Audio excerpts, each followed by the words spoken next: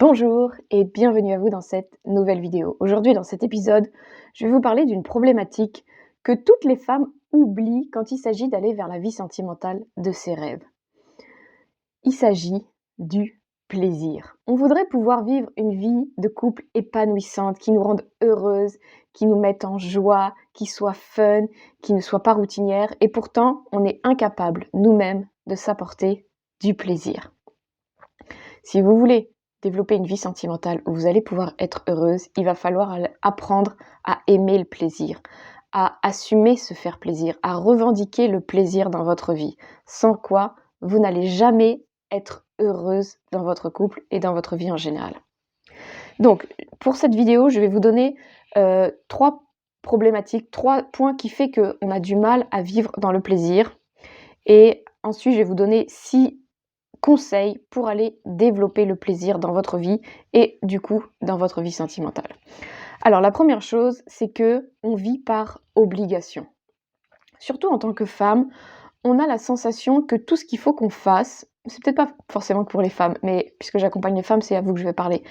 On fait les choses par obligation. On pense que ce qu'on doit faire, on doit le faire parce qu'il faut le faire. Donc c'est tous les je dois, il faut que j'ai dans ma vie. Et en fait, si vous vous rendez compte, probablement toute votre vie est dirigée par des il faut et des je dois. C'est rien que vous choisissez parce que ça va vous faire plaisir, mais c'est parce que il faut que je le fasse. Il faut que j'aille chez le coiffeur parce que ma coupe ça va vraiment plus. Il faut que j'aille travailler. Il faut que j'aille voir mes parents.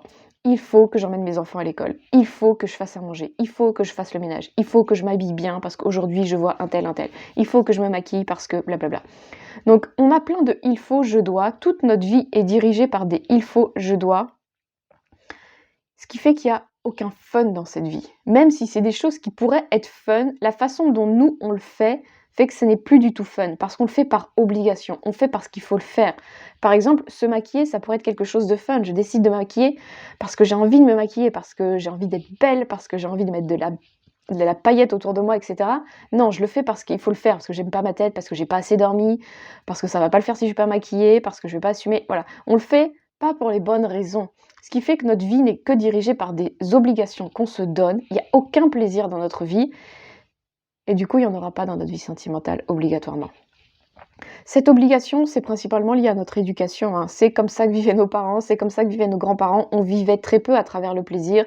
Et donc, du coup, on a un peu récupéré ça. Même si aujourd'hui, le plaisir revient de plus en plus, on porte quand même en nous cette obligation qu'il faut faire les choses. Que tout ce qui est fait par obligation est plus important que ce qui est fait juste pour le plaisir. Et ce qui fait que, on va toujours passer en priorité ce qui est fait par obligation, et ce qui sera fait juste pour le plaisir va toujours passer en dernier. Et souvent, on va jamais trouver le temps du coup pour vivre ce plaisir-là. Même quand on va se faire plaisir, par exemple, on va aller tous en cinéma aux familles, ou on va aller à Disney tous en famille, des trucs qui pourraient être juste pour le plaisir, derrière, on va trouver des justificatifs. Donc c'est mon deuxième point, c'est que dès qu'on va faire des choses qui pourraient être assimilées à du plaisir, on va toujours vouloir se justifier. C'est comme si on n'assumait pas vraiment que c'était juste pour le plaisir. Oui, mais ça va être bon pour les enfants de prendre l'air un petit peu, d'aller à Disney, ça va leur faire du bien, ils vont découvrir de nouvelles choses. On ne veut pas assumer, non, mais c'est juste pour le plaisir, j'ai envie de me faire plaisir. Vous voyez, on va avoir du mal à assumer, c'est juste pour le plaisir, c'est juste pour moi et mon kiff. On a énormément de mal à assumer et à revendiquer qu'on veut se faire plaisir. Et dès qu'il y a quelque chose qui va être pour le plaisir, je me suis acheté ce truc-là, qui était un peu hors de prix, il va falloir absolument que je justifie parce que c'est pas vraiment raisonnable. Je l'ai fait juste pour mon plaisir, parce que je kiffais ce truc-là, je l'ai acheté, c'était un peu trop cher, et on va pas assumer. Une chose à faire, c'est arrêter de se justifier et accepter que je peux me faire plaisir. Et il n'y a aucun justificatif raisonnable. Parce qu'à chaque fois qu'on va vouloir se justifier, on va aller apporter une note raisonnable. Oui, mais c'est en réduction. Oui, mais ça valait vraiment le coup. Oui, mais c'est bon pour ma santé. Oui, mais... Et derrière, on va mettre quelque chose qui est raisonnable, qui fait que, ah oui, du coup, c'est acceptable. Accepter de vivre dans le plaisir sans essayer de justifier que c'était pas raisonnable. Mais ça vous a fait plaisir. Et ça vous fait plaisir et c'est OK pour ça. Donc ça, c'est le deuxième point. C'est que on veut justifier à chaque fois qu'on vit dans le plaisir. Mais du coup, et ça va être mon troisième point, c'est que si on fait tout par obligation, et que si le peu de fois où on se fait plaisir, on va justifier pour montrer que c'est raisonnable, notre vie va être très triste, OK? Et du coup, on va oublier que si on veut vivre une vie sentimentale, un couple qui va être épanouissant, qui va être fun, qui va être divertissant, qui va y avoir de la magie tous les jours dans la vie, ça va pas avec le sens de il faut des obligations. Parce que du coup, vous allez mettre ça aussi dans votre couple et votre couple va pas pouvoir être épanouissant et vous allez vous donner aussi des obligations dans votre couple et vous allez pas oser vivre du plaisir dans votre couple. Vous allez utiliser les mêmes mécanismes de je vais pas oser me faire plaisir dans mon couple et si je me fais plaisir, il va falloir que je justifie pour montrer que c'est raisonnable. Vous allez amener la même mentalité dans votre couple et donc du coup, ce qui fait que au départ, oui, les couples peuvent être un peu fun parce que c'est le départ et très rapidement, ça part sur quelque chose de très monotone qui n'a plus de goût et qui part même dans les engueulades où ça part dans une routine et puis il y a les enfants et puis les il faut que qui arrivent très rapidement, il faut s'organiser et cetera. Il faut ranger la maison, il faut machin et il y a plus de fun dans ce couple parce que très vite, on rentre dans le rang de: «Je dois faire les choses par obligation et si je fais des choses pour le plaisir, il faut que je le justifie avec quelque chose de raisonnable» et donc votre couple, si vous avez cette mentalité-là, il pourra jamais être fun. Vous serez toujours en train de vivre quelque chose de pas drôle et un couple mais pourquoi on se met en couple? En fait, si c'est pas pour être heureux, si c'est pas apporter de la magie, ça sert à quoi d'être en couple? Si c'est pour juste, parce qu'on est dans la dépendance affective ou si c'est parce qu'on a besoin d'argent ou si c'est parce que, voilà, si on vient combler un manque, ça pose problème, OK? Donc on se met en couple pas pour ça. À la base, on va se mettre en couple parce qu'on a envie d'apporter de la magie dans notre vie, quelque chose d'extraordinaire avec ce partenaire qu'on va vivre, ces échanges et cetera. Mais du coup, il faut être capable de vivre en dehors des règles de «il faut que» et de «je me justifie quand je fais du plaisir». Même dans votre sexualité, on va en parler après, mais il y a rien de justifiable dans la sexualité, vous voyez? Donc il faut sortir de cette mentalité-là, si vous voulez aller dans un couple qui fait du sens et qui est épanouissant. Alors, maintenant, je vais vous donner quelques pistes pour aller développer ce plaisir dans votre vie, pour que vous soyez capable de vivre à travers le plaisir et non plus à travers les obligations. La première chose, c'est qu'il va falloir commencer à faire des choses juste pour le plaisir, sans obligation de le faire et sans essayer de vous justifier. OK? Donc, on va pas faire quelque chose et dire: «Mais c'est parce que c'est bon pour ma santé» ou «Mais c'est parce que je dois le faire» ou «C'est parce que c'est pour faire plaisir à quelqu'un d'autre, c'est pas vraiment pour moi» ou «C'est parce que blablabla». Non, je vais faire des choses et je vais le faire juste pour le plaisir, pour moi.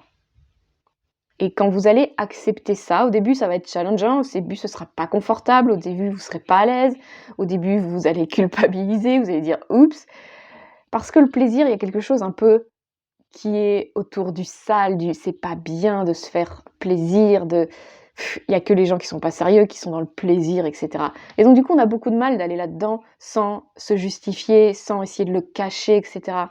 Commencez à essayer d'assumer un petit peu plus, au départ, des petites choses et puis essayez d'agrandir au départ. Au début, faites-le que pour vous, sans forcément le dire aux autres et puis après, assumez le fait que vous faites ça auprès de vos proches et cetera, sans forcément aller dévoiler à tout le monde, mais l'idée c'est juste d'assumer, tout simplement. Faites des petites choses juste pour le plaisir et assumez-le. Deuxième chose, c'est ne culpabilisez pas. Donc, arrêtez de vous justifier parce que vous avez culpabilisé. Quand vous faites quelque chose pour le plaisir, souvent on va se justifier parce qu'on culpabilise. Ne vous justifiez pas et arrêtez de culpabiliser. Dites-vous, c'est juste OK, j'ai le droit de vivre dans le plaisir, ça fait partie de la vie, on n'est pas là juste pour vivre des obligations. D'ailleurs, la vie, c'est zéro obligation normalement, c'est zéro il faut que.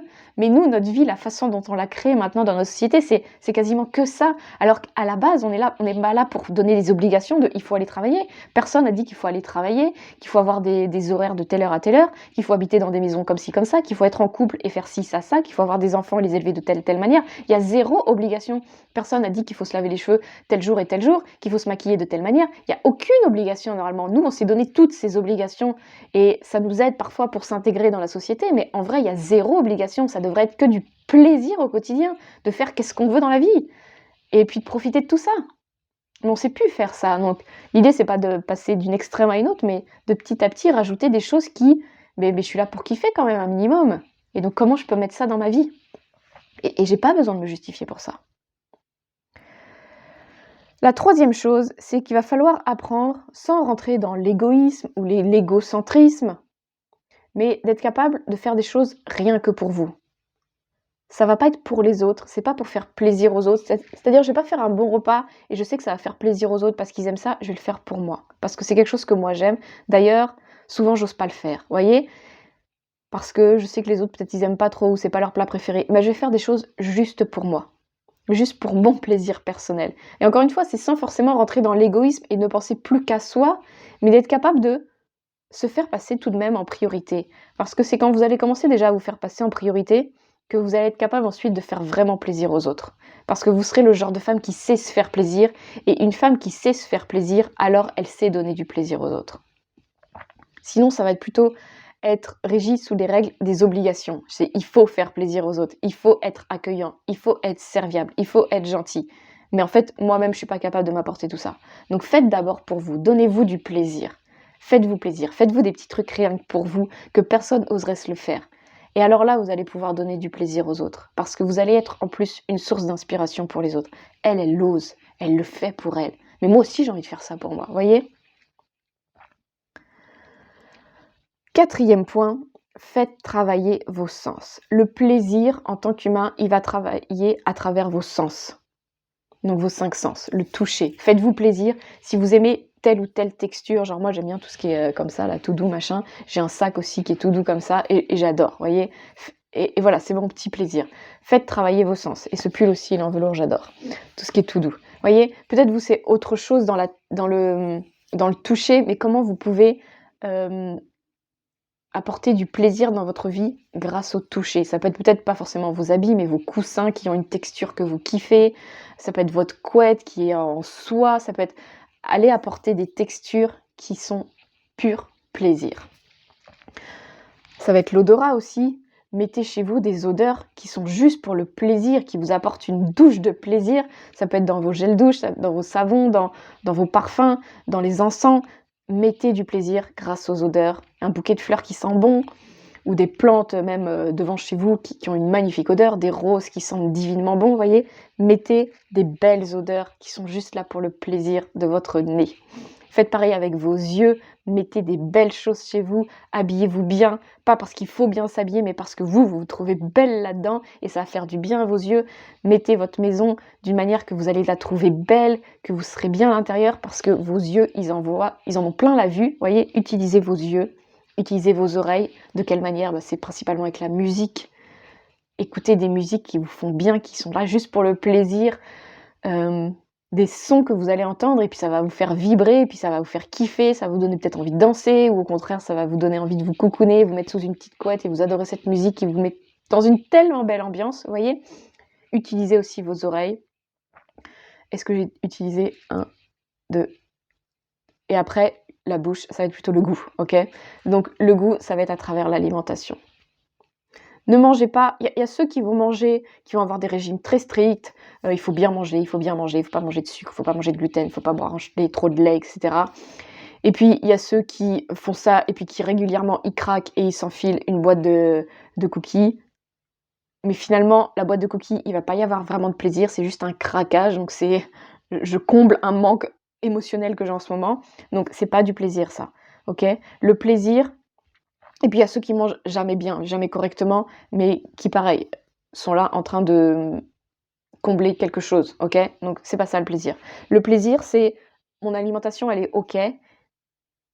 Je me donne pas des obligations, je mange parce que je sais que c'est bon pour mon corps et j'ai envie de prendre soin de mon corps, mais des fois je suis capable de me faire plaisir. Et je vais pas culpabiliser, et ça va être quelque chose qui va être beau à voir, ça va être une belle pâtisserie, ça va être un beau petit biscuit, ça va être je ne sais pas quoi qui me fait plaisir, ça peut être aussi un plat salé, ça peut être pas forcément que sucré, mais c'est quelque chose qui me fait grave kiffer. Et même quand vous mangez, appréciez ce que vous mangez, ne vous forcez pas à manger des trucs qui sont bons pour la santé mais que vous n'aimez pas.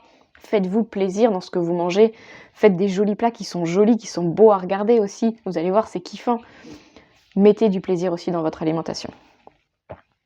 Et donc, utilisez vos 5 sens pour apporter du plaisir dans votre vie. Point suivant, ajoutez de la beauté. Donc ça revient à la vue, mais mettez vraiment de la beauté dans votre vie. Que ce soit dans la décoration de votre maison, que ce soit dans vos habits, que ce soit si vous avez envie de vous maquiller, maquillez-vous, faites-vous belle, mettez les cheveux comme vous avez envie qu'ils soient, même si c'est pas les standards de la mode. mettez de la beauté aussi dans votre maison et soyez pas dans les standards de il faut que ce soit comme ça parce qu'en ce moment c'est tendance que ce soit comme ça. Si vous, vous aimez que ce soit autrement, et bien faites autrement, voyez. Mettez de la beauté comme vous l'aimez, la beauté, et allez la trouver dans la nature, allez la trouver dans les pays étrangers, allez trouver des sources d'inspiration partout et ramenez cette beauté chez vous pour qu'elle vous entoure au quotidien, dans votre quotidien à vous. Mettez de la beauté dans votre vie. Et dans tout, vous voyez, tout à l'heure je vous parlais du sac à main que j'ai en petite doudoune comme ça, il est pas tendance, c'est pas un sac en cuir carré, machin, Chanel, je sais pas quoi, mais moi je le kiffe ce sac en fait, et puis je m'en fous du sac Chanel. Vous voyez, et essayez de mettre ce que vous aimez, pas ce que les autres vont aimer, ce que les autres vont trouver cool, vont trouver classe, genre, ouah, la meuf, trop bien. Non, on s'en fout. Faites ce que vous aimez, ce qui vous fait kiffer vous, en fait, ce qui va vous rendre heureuse vous, ce qui va vous apporter du plaisir à vous, pas, ah, ça y est, j'ai le bon sac, tout le monde, les gens vont trouver que c'est bien. Ouais, chouette, trop cool, je suis enfin tendance. On s'en fout de tout ça. Ça vous rendra pas heureuse au bout du compte. Point suivant. Si vous voulez apporter du plaisir dans votre vie, il va falloir savoir c'est quoi vous qui vous fait plaisir, vous voyez. Et ça, des fois, ça va demander de tester. C'est-à-dire que je vais tester, je vais mettre du vernis à ongles et puis je vais me faire des faux ongles, des longs ongles colorés comme ça, pour voir si ça me fait plaisir en fait. Je vais tester. D'ailleurs, c'est ce que j'ai fait un jour, il y a une année, j'avais fait ça. Et en fait, moi, ça me plaisait pas. Genre, j'aimais pas du tout, j'aime pas, ça me gêne, et puis je trouve ça crade, et puis tout ça. Oui, c'est beau, mais j'aime pas, en fait, ça me fait pas plaisir, ça m'apporte pas de plaisir.